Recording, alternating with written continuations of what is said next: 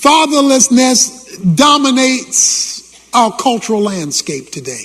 40% of all children in our country are raised without their biological father.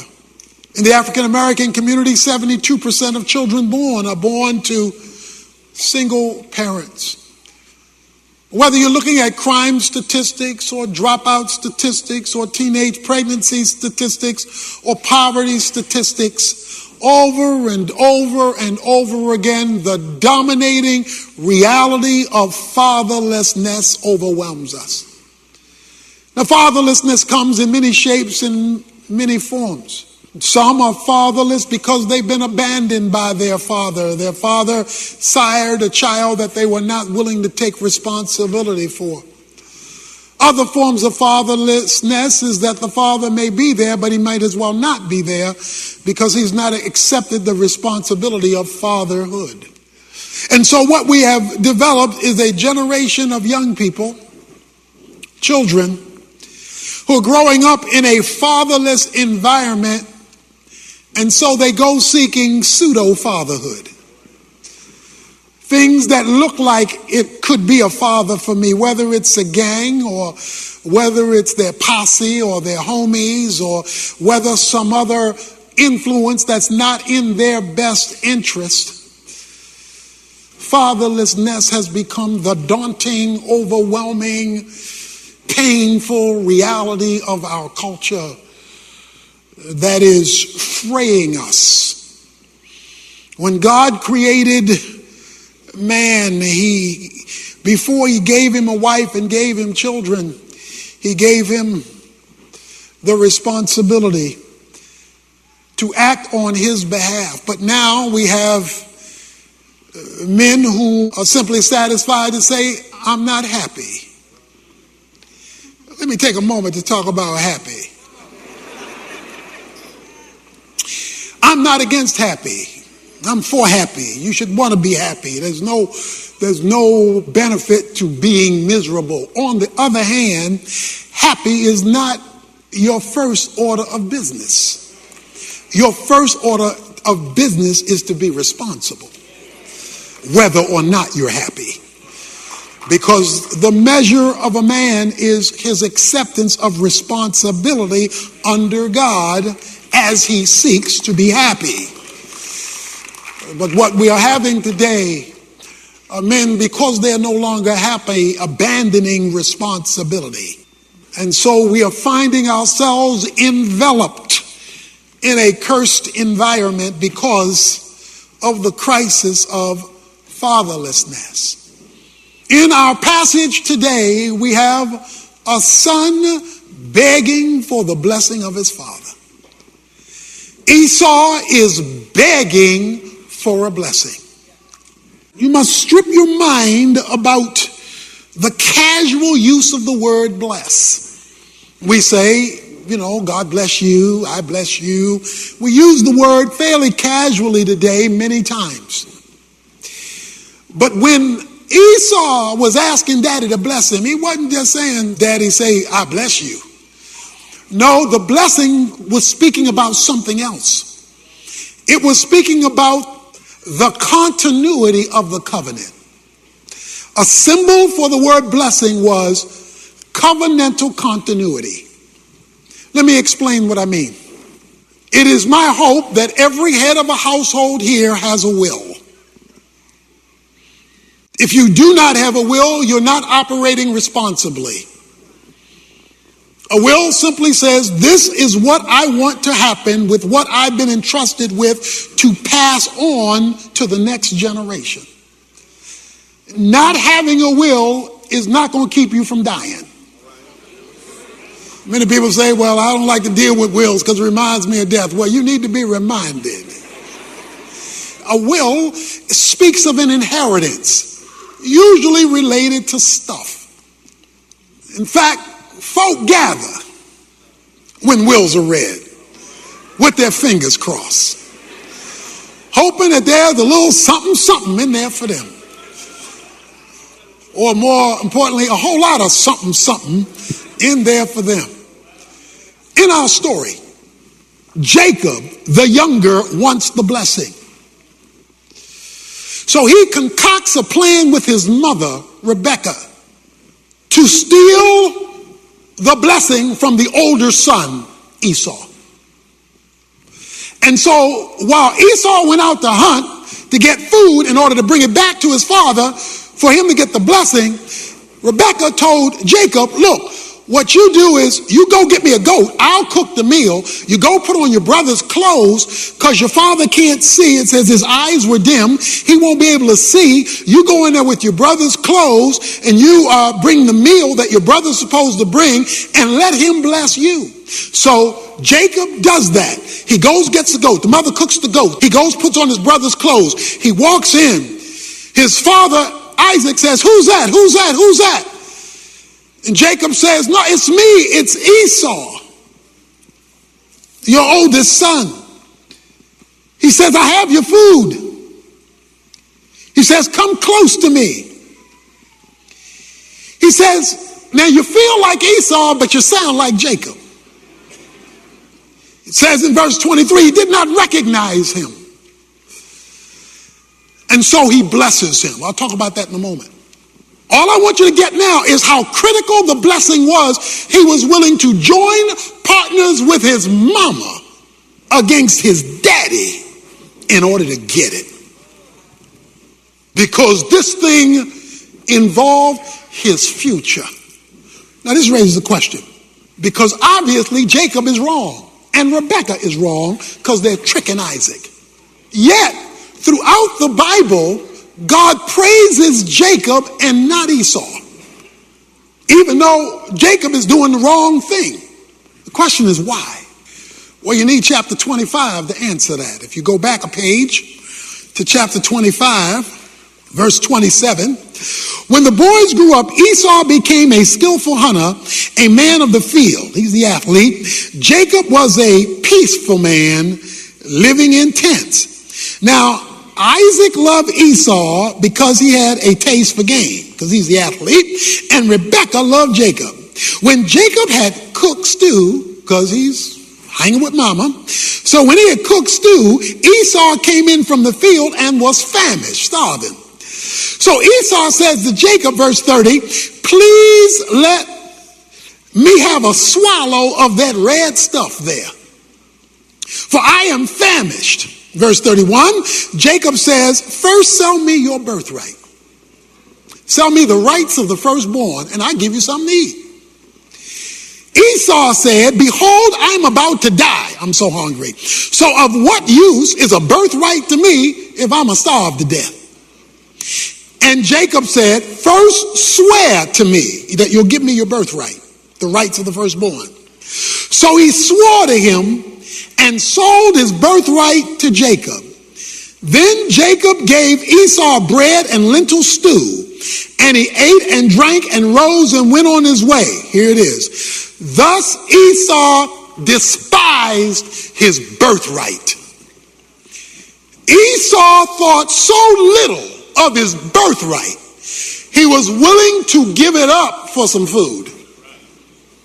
As far as Esau was concerned, stay with me, there was no connection between my birthright and my blessing. My birthright is over here and my blessing is over there. But when you read Hebrews chapter 12, verses 16 and 17, it says, don't be like the immoral, godless Esau who sold his birthright for food. The problem with Esau is he was only present oriented. He only wanted what he wanted now because he wasn't thinking about the future later. One of the problems we have among men is they're present oriented. I'm not happy now. I don't want the responsibility now. It's all about now. It's not all about now. It is about you passing forward the blessing. That is the divine statement of God from you, to you, and through you, because you are future oriented. He gets tricked, but God doesn't interfere with it because he didn't value his birthright. Now you may say, I don't have a birthright. Oh yeah, you do. If you've accepted Jesus Christ, you've been born again. You possess a birthright. There are rights and privileges that come with your new birth, but those rights and privileges incur responsibility. And sometimes you'll be happy, and sometimes you won't be happy, but what's that got to do? Sometimes you want to work, and sometimes you don't want to work. You better get up if you want to eat. In other words, responsibility has to function whether or not happiness is part of the equation. Although there's nothing wrong with being happy. But that means you must be future oriented if you're going to pass on the blessing. And so we have Esau begging for a blessing. I mean, he's saying, please, Daddy. There are men here today. How many men here today were raised by single parents? You were raised by a single mother. You were raised by a single mother. Numbers of you. And that's becoming more and more common in our culture. And praise God for the great job that so many of our single women do. But all a mother can be is the best mother she can be. She was never meant to have dual roles when there should be a man in the picture. He says, Father, bless me. Because that's what the father is supposed to do. He's supposed to pass it on. And the next generation should feel God all over them. If you've got kids in your house. Father bless me, not mama bless me. Father bless me. So that I become the boy, I become the person that I was meant to be. Pass on God to me and all the stuff that goes with that, but pass that on to me. Now, what did the blessing include? In chapter 27, we're told. First of all, his father kissed him, verse 26. Please come close and kiss me. Because the blessing included an intimate touch. He says, here's the blessing, my son. Verse 28 and 29, may God give you of the dew of heaven, of the fatness of earth, of the abundance of grain and wine. May people serve you and nations bow down to you. May you be master of your brethren, and may your mother's sons bow down to you. Cursed is he who curses you, and blessed are those who bless you. God reached all the way back to the Abrahamic covenant. Abraham passed it on to Isaac. Isaac is now passing it on to Jacob, where it should have been passed on to Esau, who turned away his birthright. You know what the covenant was? You know what the blessing was? Divine favor moving forward. Divine favor moving forward. The blessing was future inheritance from God. Please notice the language. May God do this. May God do that. May God do this. May God do that. See, that's where the blessing is missing. We're just saying, I want you to do this and I want you to do that. Oh, you want to be a doctor. You want to be a lawyer. You want to be an engineer. You want to be a teacher. Nothing wrong with that. But the blessing was what God would do. I want God to do this. I want God to do that. I want God to do the other. I want God. It was about God, God, God, God, God. Not just what I want for you or what you want for you, but what God wants for you. That was the blessing. Because it would happen because of God. You look at the amount of focus we give to our kids for athletics as fathers and men. I mean, we're not too tired to take them to practice. We're going to get them to practice. We're going to cheer when they throw the pass, catch the ball, make the tackle, or hit the home run. We're going to cheer. And then when they mess up, we go, oh, that's okay. That's okay. Come on, you get back up there. Get back up there. I mean, we champion the cause for athletics, even at our inconvenience. Even though we tired, we done worked all day, we're going to make sure they play ball. We're going to make sure they play ball because that's making them, that's making them a man. But when it comes to blessing them spiritually, we're nowhere to be found. We're like the abominable snowman, footprints everywhere, but we just can't find them. At the heart of the blessing was passing on divine favor. Notice the content of the favor. The content of the favor is that God is going to set things up for you. God is going to go in front of you. And when he does that, you will be master, he says. People will serve you. I share with our men's fellowship why I love being a man.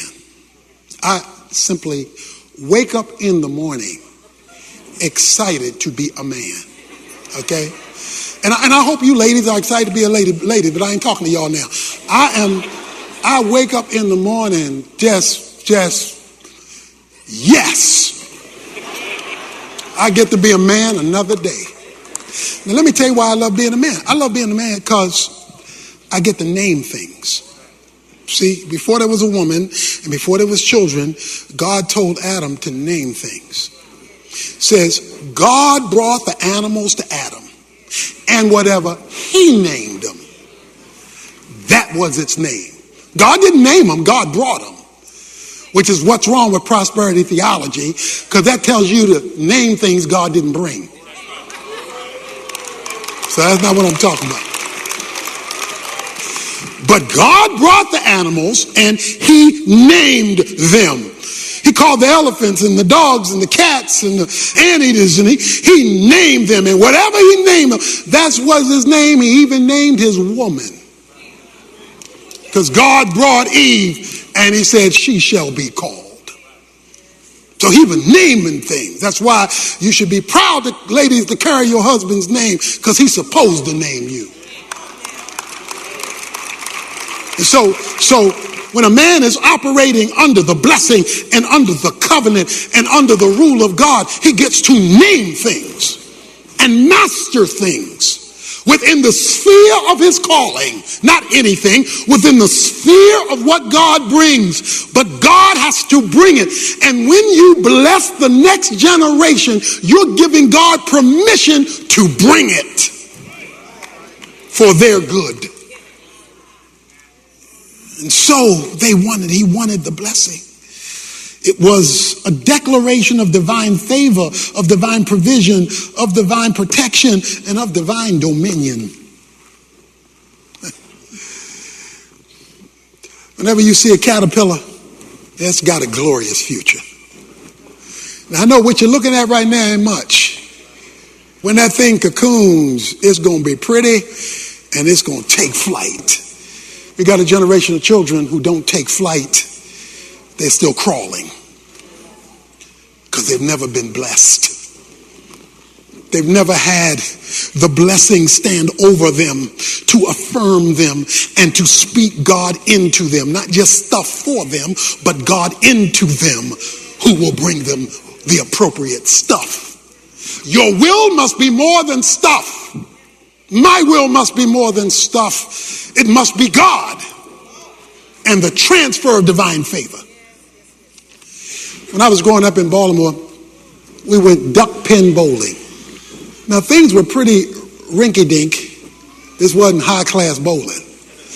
And a lot of the times machines didn't fully work. So pins, sometimes all of them wouldn't get picked up. So some would still be laying down.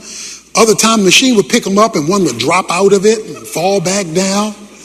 There was this guy. Now you couldn't see him. All you could see is his feet. And all he went was from lane to lane, picking up pins that the machine couldn't get. So he run into this lane, run into that lane, run into this lane. He picking up stuff that got knocked down and that the machine couldn't pick up, so the next person could bowl. I don't care how long you've been knocked down. I know somebody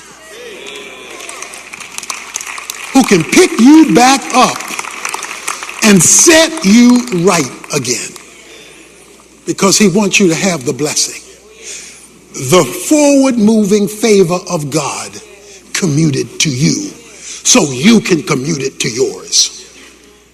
I've told the men how much I love Rocky 5. And I love all the Rockies, but really love Rocky 5. In Rocky 5, Rocky is retired because he's gotten bruised and beaten. His eye is bad. He can't fight anymore in Rocky 5. He comes across a young upcoming fighter named Tommy Gunn.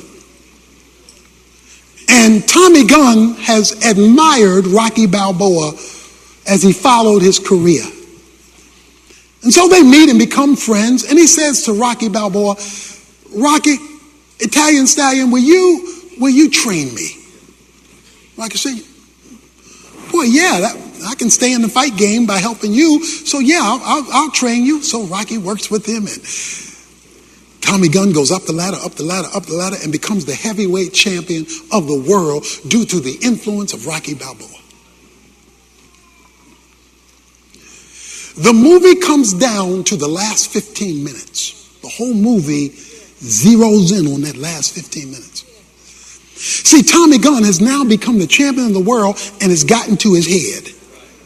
So he's gotten a lot of money now, and he's gotten a lot of attention, a lot of notoriety in the news. So Tommy Gunn is living large, and he doesn't need Rocky anymore. In fact, he gets belligerent with Rocky. In that last 15 minutes, they're in a gathering, and Tommy Gunn hits Rocky Balboa's wife's husband, his brother-in-law. I mean, he clocks him and knocks him down because of some argument they were having. Then Tommy Gunn insults Rocky and insults Rocky's son. Then Tommy Gunn dares Rocky to do anything about it. Rocky tears off his shirt, and the rumble begins. They out in the street fighting each other. It's a street fight. The problem is Tommy Gunn is too young, too strong, and too fast. And so while Rocky is doing the best he can't keep up with this young guy. And so it comes down to a punch that Tommy Gunn throws, and he hits Rocky, and he sends Rocky down in the gutter, beaten man. While in the gutter, while down and out, Rocky remembers. Up on the screen above his head, it shows what he's thinking. So he thinks back to Rocky 1 and Rocky 2.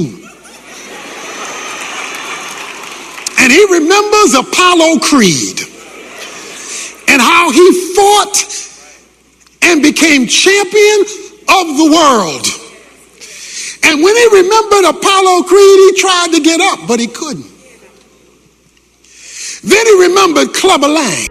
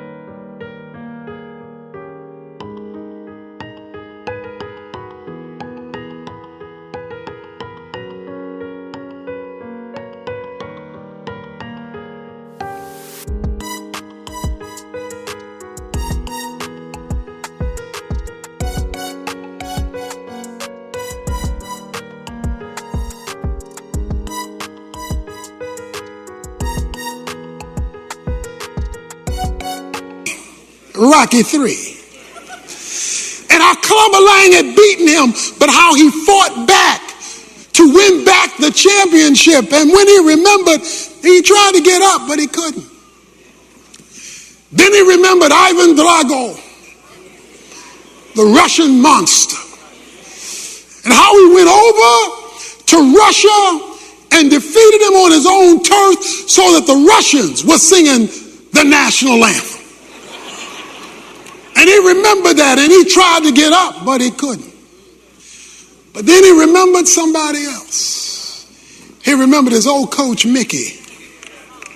Now, Mickey had died in Rocky 4. Mickey was already dead, but he remembers Mickey. When Mickey was standing over him saying, "Get up, get up, get up, you bum. because Mickey loves you. Now that's when the music came on.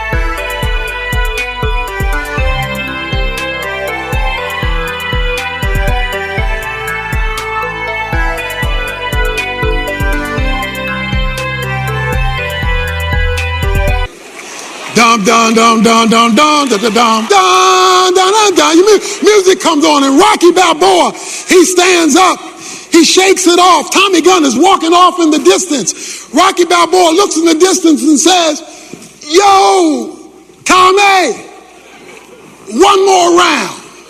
He found strength he didn't have and power he didn't possess, and he was able to defeat the young buck. Why was he able to defeat him? Because he remembered somebody who had died, who had then come alive again to remind him of what he could do.